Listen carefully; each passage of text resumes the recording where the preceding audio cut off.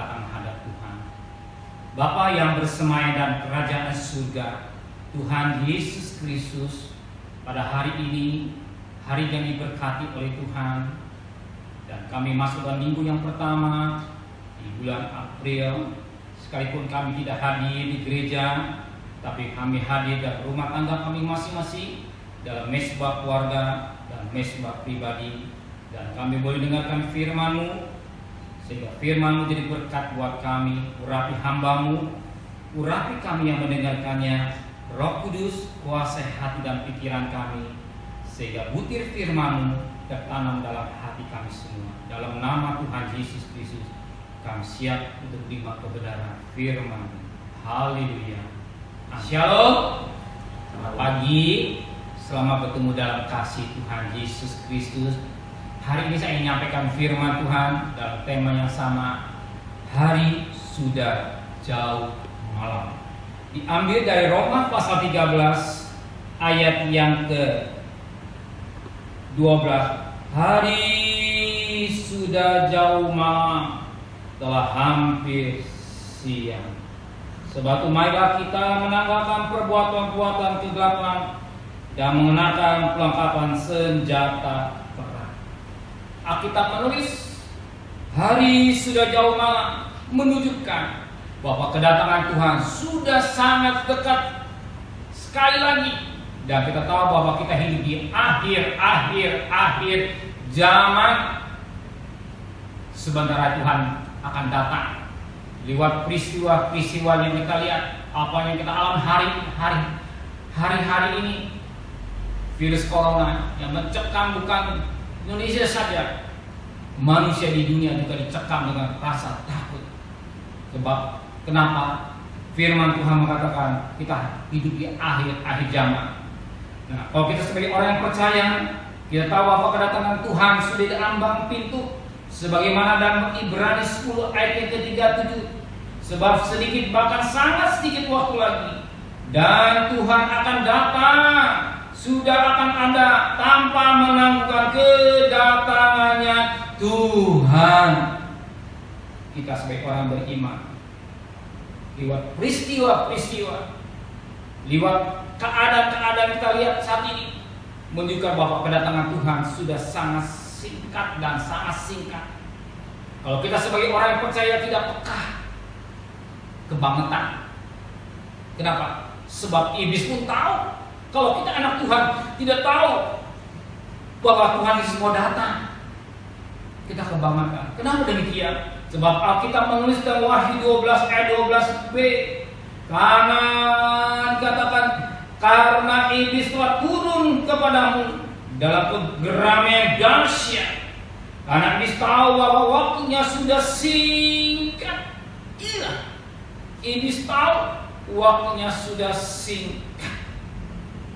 Waktu kedatangan Tuhan sudah diambang pintu. Lewat keadaan-keadaan yang kita lihat ini, mengingatkan kita juga akan dalam Wahyu pasal 6 ayat yang ke-12. Wahyu pasal 6 ayat 12. Maka aku lihat ketika anak domba membuka mencrai yang keenam, sesungguhnya terjadi gempa bumi yang dahsyat, dan matahari menjadi gelap hitam bagian karung rambut, dan bulan jadi merah seluruhnya bagaikan darah. Dari pernyataan ini, bahwa alam tidak ramah terhadap manusia. Alam tidak ramah terhadap manusia. Gerak-gerakan akan membawa dampak pada bumi ini, dengan bencana-bencana alam yang kita lihat sekarang ini, yang membuat manusia tidak nyaman lagi tinggal di bumi ini. Goncangan demi goncangan terjadi bukan saja di bumi, tapi di langit, sebagaimana dikatakan pada ayat yang ke-13 dan 14. Dan bintang-bintang di langit berjatuhan ke atas bumi, bagian pohon ara menggugurkan buah-buahnya yang mentah. Apabila ia digoncangkan angin yang kencang, maka menyusut langit bagaikan gunung kitab yang digulung, dan tergeser gunung-gunung dan pulau-pulau dari tempatnya. Tergeserlah gunung-gunung dan pula-pula dari tempatnya, bahkan pergerakan-pergerakan yang terjadi di bumi ini. Apa yang terjadi pada saat ini sudah dibuatkan di dalam Alkitab. Ini juga Bapak, kedatangan Tuhan sudah sangat singkat. Sangat singkat, bahkan sangat bentar lagi akan datang. Sebagaimana dalam 2 Petrus 3 ayat yang ke-10 yang berkata demikian. 2 Petrus 3 ayat yang ke-10. Tetapi hari Tuhan akan tiba seperti pencuri. Pada hari itu langit akan lenyap dengan gemuruh yang dahsyat, dan unsur dunia akan hangus dalam nyala api, dan bumi dan segala yang ada di atasnya akan hilang lenyap.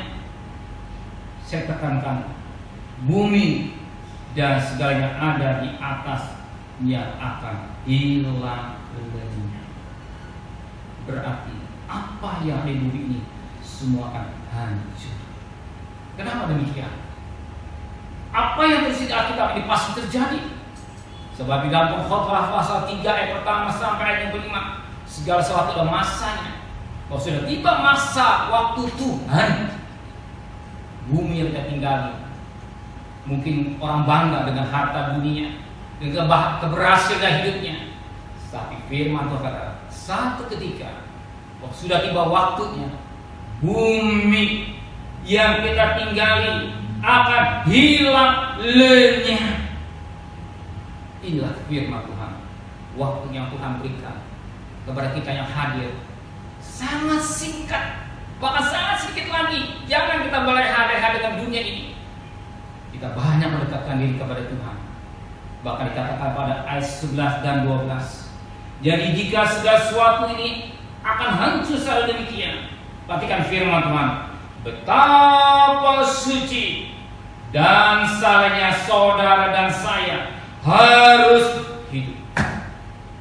Alkitab jelas mengatakan, jadi jika segala sesuatu ini akan hancur secara demikian, perhatikan kembali, betapa suci dan salehnya saya dan saudara harus hidup. Hidupnya kita jalani ini sangat singkat lagi, mengingatkan kita kembali betapa suci dan salehnya saya dan saudara juga harus hidup menjelang kedatangan Tuhan yang sudah diambang itu. Dan Alkitab menulis pada ayat yang ke-12, yaitu kamu yang menantikan dan mempercepat kedatangan hari Tuhan. Pada hari langit akan binasa dalam api, dan unsur-unsur yang akan hancur karena nyalanya api. Pada hari itu langit akan binasa dalam api, dan unsur dunia akan hancur dalam nyalanya api. Bumi yang kita tinggalkan, langit akan goncang. Dan Alkitab menulis betapa suci dan saleh kita hidup. Semua yang ada di bumi ini akan dibakar dengan api. Kenapa demikian? Sebab firman Tuhan dikatakan 2 Petrus 3 ayat 6 dan 7. Dan bahwa oleh air itu bumi yang dahulu telah binasa dimusnahkan oleh air bah, tetapi oleh firman itu langit dan bumi yang sekarang terpelihara dari api akan disimpan untuk hari penghakiman dan kebinasaan orang-orang fasik. Jelas, zaman Nuh sudah nyata. Sodom dan Gomora sudah ada di Alkitab. Alkitab menulis ini juga, apa dituliskan oleh Petrus ini pasti terjadi. Sebab firman Tuhan, iya dan amin. Firman Tuhan adalah kebenaran. Apa dikatakan firman Tuhan pasti terjadi. Maka kita yang hadir pada pagi hari ini, kita harus mempersiapkan diri kita baik-baik, memperhatikan hidup dengan baik, berjaga-jaga dan berdoa. Maka Alkitab menulis dalam Efesus 5 ayat 15 sampai ayat yang ke-17. Efesus 5 ayat 15 sampai ayat yang ke-17 yang berkata demikian, karena perhatikanlah dengan seksama Bagaimana kamu hidup? Janganlah seperti orang bebal, tetapi seperti orang arif. Pergunakan waktu yang ada, yang masih sisa, karena hari-hari inilah jahat. Sebab itu, janganlah kamu bodoh, tetapi usahakanlah supaya kamu mengerti kehendak Tuhan. Kita orang yang bijaksana, kita mengerti kehendak Tuhan.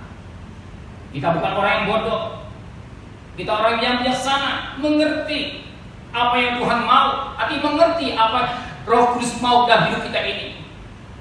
Sehingga kita bukan jadi anak-anak yang bodoh, tapi menjadi anak-anak yang bijaksana, mengerti apa yang Tuhan mau dalam hidup kita semua.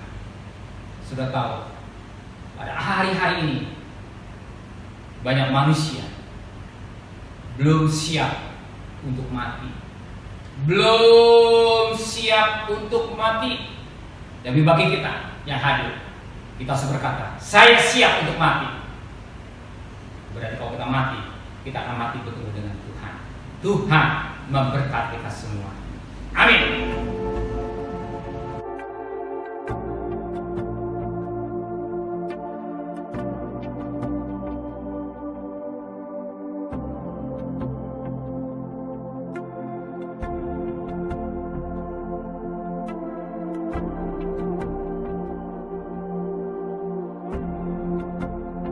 Menikmati perjamuan suci ini.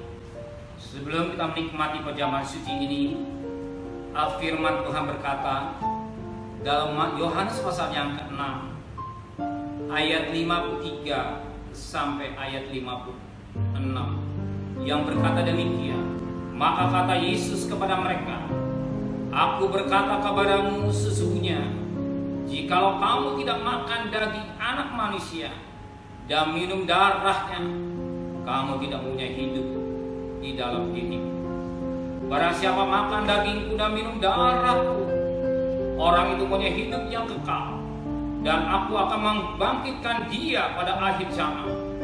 Sebab dagingku ada benar-benar makanan, dan darahku ada benar-benar minuman. Barang siapa makan dagingku dan minum darahku, ia tinggal dalam aku dan di dalam dia. Lewat yang sebentar kita akan nikmati itu darah Tuhan, mengingatkan akan firman Tuhan yang berkata demikian, bukan saya, tapi Yesus sendiri yang berkata, jikalau kamu tidak makan perjamuan kudus ini, bagian tubuh dan darah Kristus, kamu tidak punya hidup yang kekal. Bahkan kita akan punya hidup, Tuhan akan membakar kita pada akhir zaman. Bahkan lebih jauh, Tuhan akan tinggal hidup kita tinggal dengan Dia bagai satu persekutuan dengan Tuhan. Maka sebelum kita menikmati perjamuan suci ini, saudara perhatikan juga firman Tuhan dalam 1 Korintus 11 ayat 28. Karena itu hendaklah tiap-tiap orang memuji diri sendiri, dan baru sudah itu yang makan roti dan minum cawan ini, artinya menguji diri masing-masing, arti memeriksa diri kita masing-masing. Saya saudara periksa, apakah saudara masih menyimpan dosa, apakah saudara menyimpan kepahitan, apakah saudara masih menyimpan dendam. Suami, istri, keluarga, semua yang hadir pada pagi hari ini, periksa diri masing-masing. Bisa sebentar kita akan menikmati dan darah Tuhan, bukan sekedar anggur biasa, bukan sebagai roti biasa. Ini adalah tubuh dan darah Kristus, sehingga kita jadi satu dengan Kristus. Bahkan Alkitab menulis kita akan dibangkitkan kalau Tuhan Yesus datang yang kedua kali. Waktu nafiri berbunyi, orang mati dalam Tuhan diubah, yang mati dalam Tuhan akan dibangkitkan. Betapa penting kita makan perjamuan suci ini. Periksa ayo masing-masing, periksa ayo saudara yang hadir pada hari ini. Kau sebagai suami, kau sebagai istri, beres dengan suami istri, beres dengan anak dengan orang tua, beres dengan lingkungan, beres dengan Tuhan, supaya roti dan menu ini bukan sekedar kita makan, tapi ada arti makna yang penting. Suatu makanan roti yang penting ini inilah imunisasi buat kita. Darah Kristus yang boleh menyelamatkan umat Israel. Darah Kristus yang boleh menyelamatkan kita. Kita ingat ketika bangsa Israel makan roti, dia tidak ada lagi yang keluar ke Kanaan. Bagaikan jejak kita keluar dari dunia ini, hidup nyaman tanah surga. Maka pada pagi hari ini Tuhan turunkan berkat-Mu atas jalan sini. Dalam berkat nama Bapa, Sang Putra dan Roh Kudus. Dalam berkat Tuhan Yesus Kristus, sehingga bukan lagi roti, tetapi dalam tubuh tubuh Kristus. Bukanlah cawan minuman anggur, tetapi dalam tubuh darah Kristus. Bukan makanan minuman, sesungguhnya bahwa hidup kekal. Amin.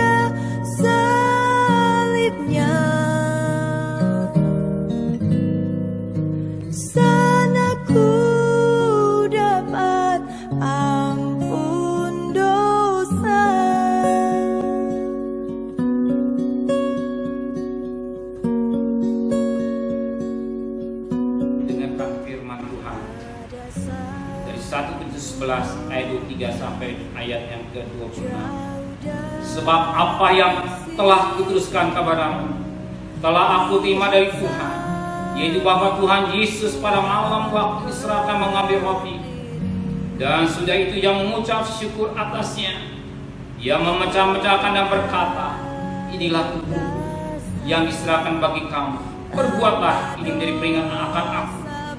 Demikian juga yang mengambil cawan sudah makan lalu berkata, cari perjanjian baru yang meterai oleh darah, perbuatlah setiap kali kamu minumnya menjadi peringatan akan aku. Sebab setiap kali kamu makan roti ini dan minum cawan ini, kamu memberitakan kematian Tuhan sampai ia datang. Ambil tubuh Tuhan, junjung lebih tinggi kepala saudara, taruh darah Tuhan dan dari saudara. Dengarlah baik-baik. Demikian roti yang selatapan syukur diberkati dan dikuasai saudara, bukankah di dalam tubuh Yesus? Amin. Mari kita makan sama-sama dengan iman dalam nama Tuhan Yesus Kristus.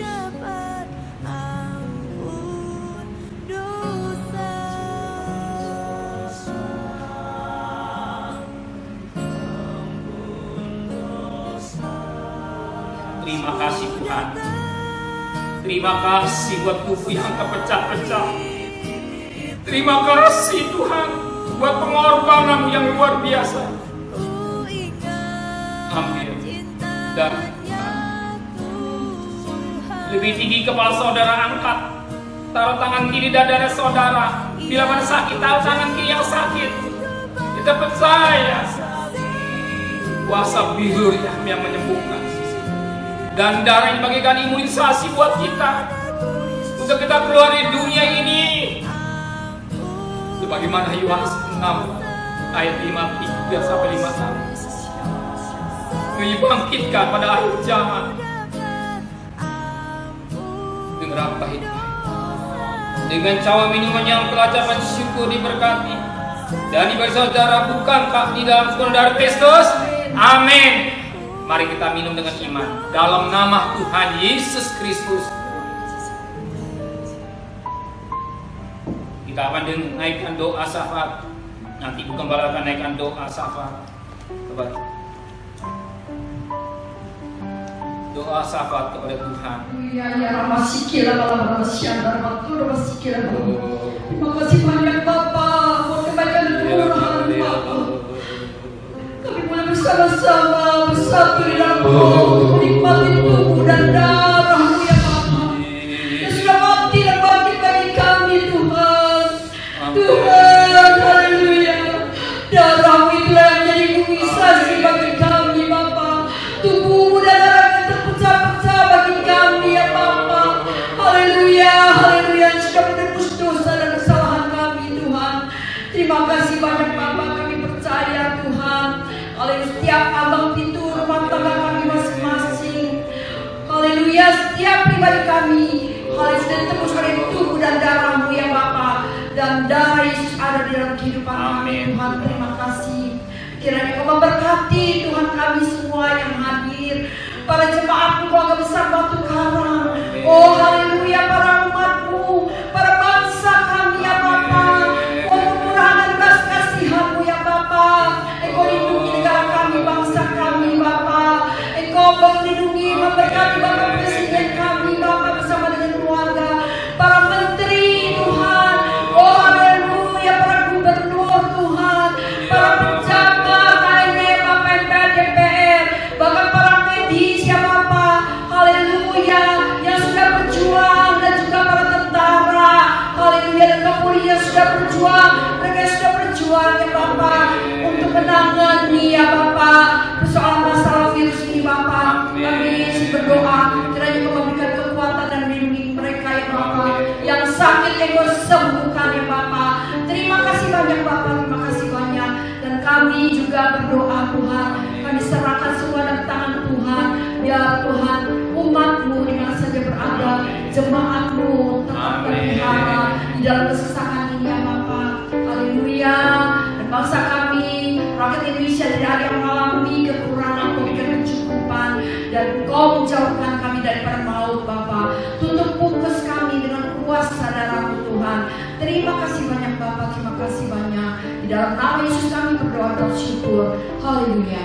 Terima kasih Bapa di surga. Kami berterima kasih kepada Engkau. Engkau terlalu baik dan sangat baik. Lewat firman Tuhan yang kami dengar pada pagi hari ini, dan kami boleh menikmati perjamuan kudus, menguatkan kami, imunisasi buat berlaku di hidup kami. Oh bangsa Israel terhindar dari maut, kami juga terhindar buat umat Kristiani, buat jemaat di Batu Karang. Kau lindungi dengan tanda darah. Kami berjalan dengan iman sepanjang hari ini, di kekuatan pengharapan kami semua kepada Tuhan, menteraikan firman dan hati kami. Dan sebentar kami akan berpisah satu yang lain, sekalipun kami tidak hadir secara fisik di gereja, tapi dalam alam roh kami hadir. Dan kami boleh menikmati perjamuan kudus ini dengan baik, ibadah dengan baik, dan setiap ibadah yang kami nikmati, Engkau memberkati ya Tuhan. Terima kasih Bapak di surga. Terima kasih saat ini.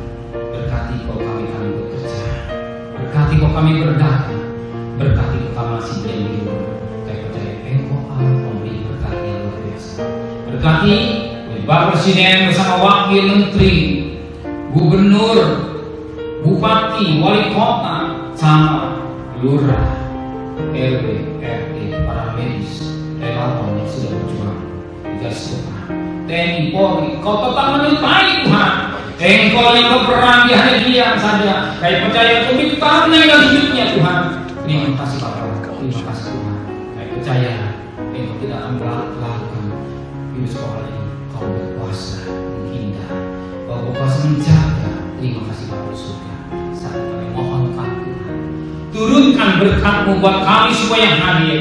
Kiranya berkat dari Allah Bapa, cinta kasih sayang dari Tuhan Yesus Kristus menyertai saudara hari ini sampai Maranatha. Tuhan Yesus datang. Yang cinta Dia katakan amin.